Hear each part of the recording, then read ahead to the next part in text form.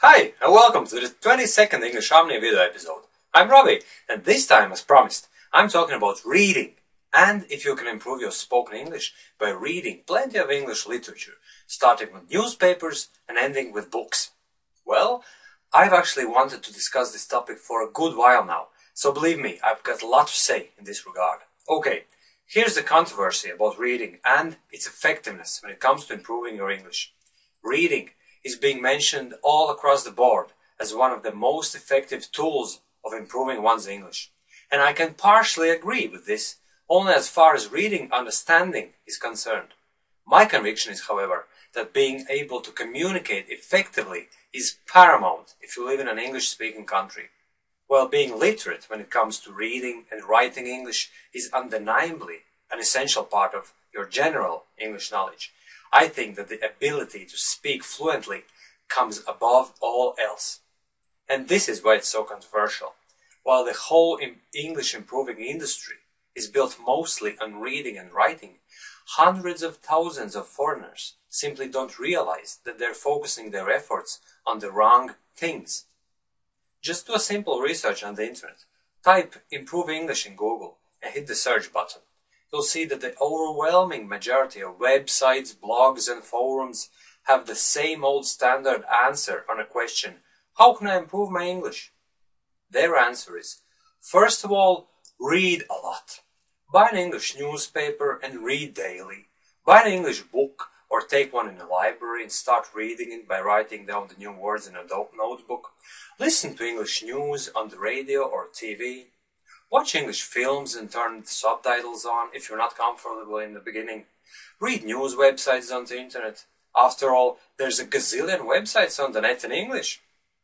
And so the list goes on, and usually, at the very end, they mention the speaking aspect of improving one's English by saying something like, well, go to an Irish or British pub in your town to meet English-speaking people, or join online chatting rooms to speak with native English speakers, or use Skype to practice English.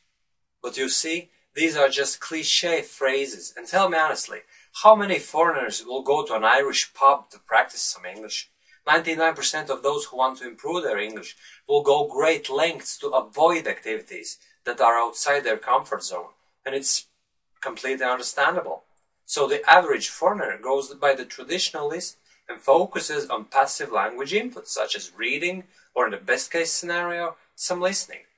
Okay, now I'll draw the bottom line regarding this topic. So here's what I think.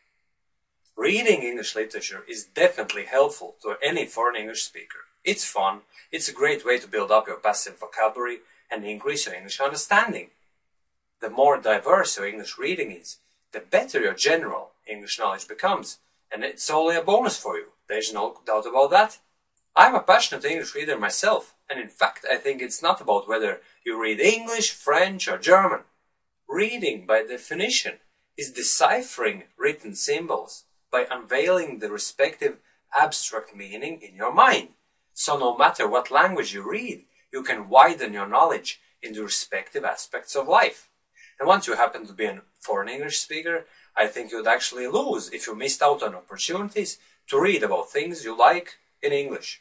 And if you would like to start reading English but you're afraid you're not good at it because of your vocabulary or other reasons, you should check out this blog post on my website, englishomni.com/blog/P=293. You'll find out plenty of useful tips on how to choose your first English fiction books and how to achieve reading fluency just by knowing 70 to 80% of vocabulary. So as you can guess, to read fluently in English, you don't necessarily have to acquire a large English vocabulary beforehand. You can start enjoying English fiction or any other kind of literature you'd like right away. In a couple of months' time, you'll be having no problems with reading English books, and you'll find invaluable, relevant advice in my blog post.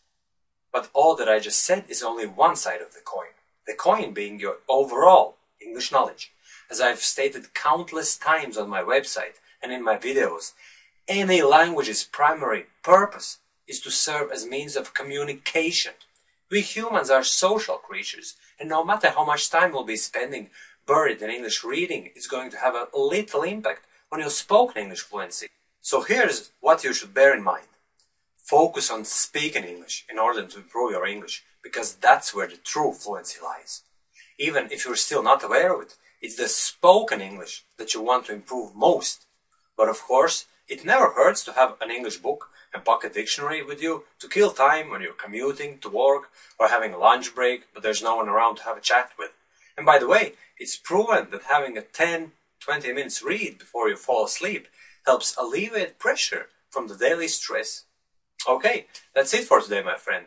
And in the next video, I'm going to have an important announcement regarding my website.